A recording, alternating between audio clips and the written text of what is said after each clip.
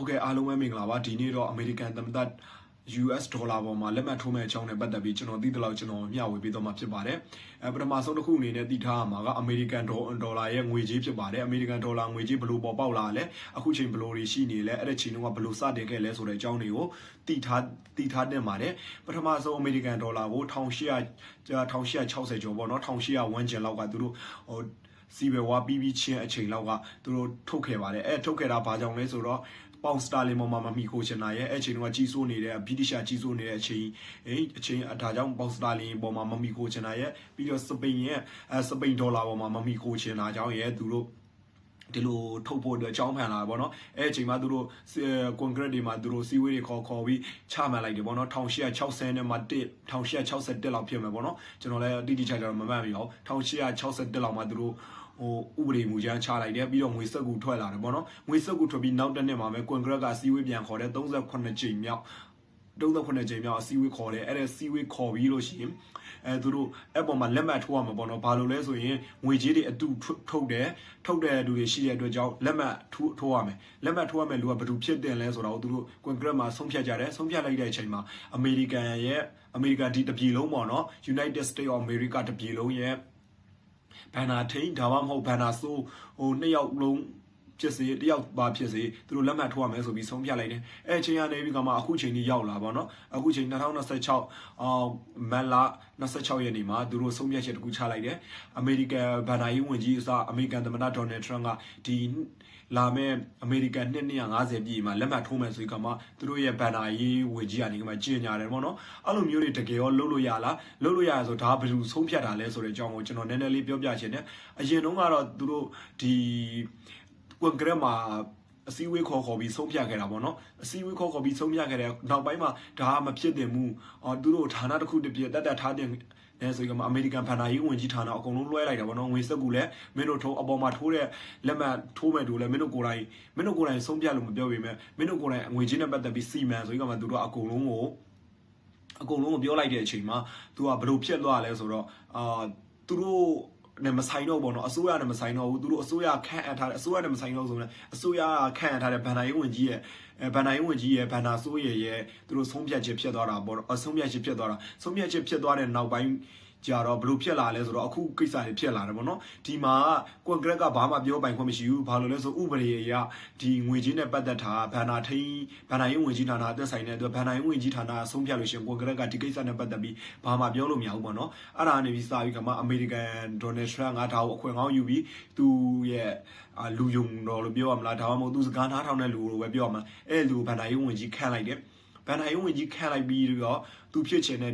သူကတော့ဂုံပုတ်ကိုလေးစားတဲ့သူဖြစ်တဲ့သူကဂုံပုတ်ကိုလေးစားဆိုသူ brand ကိုတိဆောက်ချင်တဲ့လူပေါ့နော်ဒေါ်နယ်ထရန့်ဆိုတဲ့လူကသူငါဘာလုပ်နိုင်တယ်ငါဘာလုပ်ချင်တယ်ဒီမှာမင်းတို့မြင်ရလားငါအမေရိကန်ဒေါ်လာပေါ်မှာတော့ငါလက်မှတ်ထည့်သွင်းရတာငါဘယ်လောက်ထိစွမ်းအားကြီးတဲ့အမေရိကန်သမ္မတလဲအဲ့လိုမျိုးသူကဂုံပုတ်တွေသူ့ရဲ့ဂုံပုတ်တွေကြွားဝါချင်တာပေါ့နော်ကြွားဝါချင်တဲ့သူ့ရဲ့လူယုံသူ့ရဲ့တပည့်ပေါ့နော်သူ့ရဲ့တပည့်ကိုခိုင်းလိုက်တဲ့ဘန်တိုင်းဝင်ကြီးကိုမင်းငါဒီလိုလုပ်ပြီးငါလက်မှတ်ထိုးတော့မယ်အဓိကသူဖြစ်ချင်တဲ့ပုံစံကသူ့မျက်နှာအောင်သူထည့်ချင်တာပေါ့နော်ဒါပေမဲ့လည်းဒါကမလွယ်တဲ့ကိစ္စမလို့သူ့ရဲ့လက်မှတ်ကိုပဲအခုချိန်မှာထည့်ဖို့သူတို့ဆုံးဖြတ်လိုက်တယ်ပေါ့နော်အဲ့ချိန်မှာဘန်တိုင်းဝင်ကြီးကနေကမှအခုလာမဲ့အမေရိကန်သမ္မတရဲ့အမေရိကန်ပြည်ထောင်စုရဲ့250ပြည်နယ်မှာအမေရိကန်သမ္မတဒေါ်နယ်ထရန့်ရဲ့ဂုဏ်ပုတ်ကိုကြီးမားတဲ့သူတို့ကြေညာထားတာအားကိုတိုင်းပြည်ရဲ့စီးပွားရေးကိုတိုးတက်အောင်လုပ်ပေးတဲ့အဲ့မျိုးကြေညာထားပါဘောနော်သူကြေညာလုပ်ပေးတဲ့အမေရိကန်သမ္မတကြီးတို့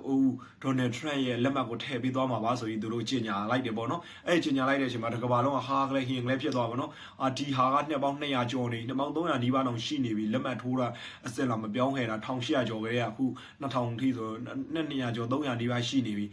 အခုချိန်မှာဘာလို့ပြောင်းတာလဲအရင်တုန်းကရောဒီလိုပြောင်းခဲ့တဲ့သူရှိလားဆိုပြီးသူတို့တွေလိုက်ရှာကြပါဘောနော်အဲ့လိုချိန်မှာအဲ့ထဲမှာကျွန်တော်လည်းပါဘောနော်ကျွန်တော်လည်းလိုက်ရှာရင်နဲ့အဲ့လိုမျိုးငွေစက်ကူထိတ်ချုပ်ဖို့ကြိုးစားခဲ့လူ2ယောက်တွေ့တယ်ပေါ့နော်အဲ့မှာ2ယောက်တွေ့တဲ့နေရာမှာပထမဆုံး1ယောက်ကချိန်ပေါ့နော်1860ကျော်လုံးကသူငွေစက်ကူရဲ့ပုံစံပထမဆုံးဆွဲခဲ့တဲ့သူပေါ့နော်ဆွဲခဲ့တဲ့သူကအမေရိကန်သမ္မတလည်းမဟုတ်ဘူးသူကဘန်နာရေးဝန်ကြီး သူ့ရဲ့နာမည်ကတော့ Simon Peter Chase ဖြစ်ပါတယ် Simon Peter Chase ပေါ့နော်ကျွန်တော်ဒီပေါ်လေးမှာပြထားမယ်အဲ့လူကသူကဒီငွေစက်ကူပေါ်မှာသူ့ရဲ့ဓာတ်ပုံကိုထည့်ဖို့ကြိုးစားခဲ့ပေါ့နော်ထည့်လဲထည့်ခဲ့ပေါ့နော်အရင်ကထွက်ခဲ့တဲ့ဒေါ်လာတန်တွေမှာဆိုသူ့ပုံတွေပါတယ်အခုချိန်ဒီဟာမပြောင်းသေးဘူးပေါ့နော်သူတို့ကအရင်ကသူတို့ကပြောင်းလို့ရှိရင်အမေရိကန်ဒေါ်လာကိုအမေရိကန်ထုံးစံရသူတို့ပြောင်းရင်လုံးပြောင်းပြတာဒီဟာလေးပေါ်မှာပဲသူတို့ချင်းသွားတာမဟုတ်ဘူးအခုကျွန်တော်မြန်မာနိုင်ငံမှာ1000တန်ပြောင်းလို့မျိုးပေါ့ဗျာချင်းသေးရုပ်ကနေပိုချောင်းဆန်းရုပ်ပြောင်းသွားတယ်900တန်မှာလည်းချင်းသေးရုပ်ကနေပိုချောင်းဆန်းရုပ်ပြောင်းသွားတယ်အဲ့လိုမျိုးပုံစံမျိုးသူတို့ကလုံးဝကိုချင်းချင်းဖြစ်ဖြစ်တာဒါပေမဲ့အရင်ကဟာရောသုံးလို့မရဘူးလားဆိုတော့သုံးလို့ရတယ်အခုကျွန်တော်နိုင်ငံမှာလည်းပိုချောင်းဆန်းတာလည်းသုံးလို့ရတယ်ချင်းသေးပုံပါတဲ့ဟာလည်းသုံးလို့ရတယ်ပေါ့နော်အစိမ်းလေးလည်းသုံးလို့ရအခုလည်းအဲ့လိုမျိုးပဲသူတို့ဆယ်မွန်ရဲ့ပုံပါတာလည်းသုံးလို့ရတယ်အခုနောက်ပိုင်းထွက်လာတဲ့ဒေါ်လာပုံမှာလည်းပါတဲ့ပုံစံနဲ့လည်းသုံးလို့ရပါတော့သူတို့အခုလိုမျိုးနှစ်ခုညတာပေါ့နော်ဒါပေမဲ့အခုချိန်ကတော့အဲ့ဒါတွေကတော်တော်ရှားသွားပြီလို့သိရတယ်ဒီဆယ်မွန်ပုံမှာတဲ့ဟာလည်းတော်တော်ရှားသွားပြီလို့သိရတယ်ပေါ့နော်နောက်တစ်ခုကတော့ဒုတိယတစ်ယောက်ကတော့ပေါ့နော်ကျွန်တော်နာမည်တော့သိမမှတ်မိတော့နာမည်မပြောတော့ဘူးဒုတိယတစ်ယောက်ကလည်းအဲ့လိုမျိုးပဲကြိုးစားခဲ့တာသူကတော့ဘယ်ချိန်မှာကြိုးစားခဲ့လဲဆိုတော့ဒီအခုဘန်နာယုံဝင်ကြီးကိုလွှဲရလိုက်တဲ့အချိန်ကနေစပြီးတော့မှ तू ကကြိုးစားခဲ့တာပေါ့နော် तू လည်းသူ့ရဲ့ပုံကိုထည့်ဖို့အတွက်ကြိုးစားခဲ့တာသူ့ရဲ့ပုံကိုထည့်ဖို့အတွက်ကြိုးစားခဲ့ तू ကတမတတယောက်လည်းမဟုတ်ဘူး तू လည်းဒါပေမဲ့အဲ့အချိန်မှာအဲ့လိုမျိုးတွေဖြစ်လာတာများတော့ Congress ကအစည်းအဝေးခေါ်တယ်အချက်လွတ်တော့အောက်လွတ်တော့သူတို့ Congress တွေအစည်းအဝေးခေါ်တယ်ပြီးရင်ဆုံးဖြတ်လိုက်တယ်ဆုံးဖြတ်လိုက်တဲ့အချိန်မှာဘာဆုံးဖြတ်လိုက်တယ်လဲဆိုတော့အသက်ရှင်နေတဲ့လူဒီဟိုအပေါ်မှာသူတို့ရဲ့ဒေါ်လာပေါ်မှာပေါ့နော်ဒေါ်လာပေါ်မှာပုံထည့်ခွင့်မရှိဘူးပုံထည့်ခွင့်မရှိဘူးဆိုပြီးဆုံးဖြတ်လိုက်တယ်အဲဆုံးဖြတ်လက်ချက်ချလိုက်ပြီးနောက်ပိုင်းသူလည်းဒီဟာတွေမထည့်လဲရတော့ဘူးပေါ့နော်သူ့ပုံတွေမထည့်လဲရတော့အဲအချိန်ဆုံးဖြတ်ချက်ချလိုက်ပြီးတဲ့နောက်ပိုင်းပထမဆုံးသူUSD ပေါ်မှာထည့်ခံရတဲ့လူက GF ကနေဒီဖြစ်လာပေါ့နော် GFK ပေါ့နော်အဲသူဖြစ်လာတယ်ကျွန်တော်ကနေဒီဖြစ်လာပေါ့နော်ပထမဆုံးသမတပေါ့နော်ဒီလိုမျိုးဟာတွေကြီးညာပြီးနောက်ပိုင်းဒေါ်လာပေါ်မှာရိုက်ခံရတဲ့ပထမဆုံးသမတတယောက်ဖြစ်လာတယ်ဒီလိုမျိုးတွေရှိခဲ့တယ်ပေါ့နော် case တွေကတော့ပထမတယောက်ကတော့အောင်မြင်သွားခဲ့တယ်ဘာလို့လဲဆိုရင်လည်းဥပဒေအရအားနေနေလို့ပေါ့နော်ဒုတိယတယောက်ကတော့မအောင်မြင်ခဲ့ဘူးဒါပေမဲ့ဒီလိုမျိုးချလိုက်တဲ့နေရာမှာ तू အခု Donald Trump လောက်သွားတဲ့ပုံက तू ကဥပဒေကိုလက်တလုံးချလောက်သွားပေါ့နော်ဥပဒေမှာက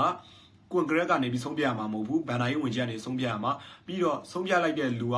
ပုံထဲတဲ့သူကသိပြီးတဲ့လူပဲဖြစ်ရမယ်ဆိုတာကိုသူတို့ဆုံးဖြတ်တယ်ပေါ့နော်အဲ့ဒါကြောင့်သူ့ပုံကိုထည့်လို့မရဘူးသူ့ပုံထည့်လို့မရတော့လဲသူ့လက်မှတ်ထည့်လို့ရတယ်ဒါကြောင့် Donald Trump ကသူမရတာတခုကိုလှမ်းတယ်ပေါ့နော်အဲ့ဒါဘာကိုလှမ်းတယ်လဲဆိုတော့သူရဲ့လက်မှတ်ကိုထည့်မယ်ဆိုပြီးသူလှမ်းလိုက်တဲ့အချိန်မှာသူ့ရဲ့လူယုံကိုပဲဒီလိုကျင်ညာပေးရတယ်မလားလို့ပြောတယ်သူ့လူယုံကလည်းအေးဆေးပဲဘန်နာရေးဝင်ကြီးကလည်းရတယ်ဘာလို့မရမှာလဲဆိုပြီးသူကျင်ညာလိုက်တဲ့အချိန်မှာအမေရိကန်ဥပဒေအရသူတို့သားစီလို့မရတော့ဘူးနော်ဘာလဲဆိုတီပြီးသားလူရဲ့ပုံ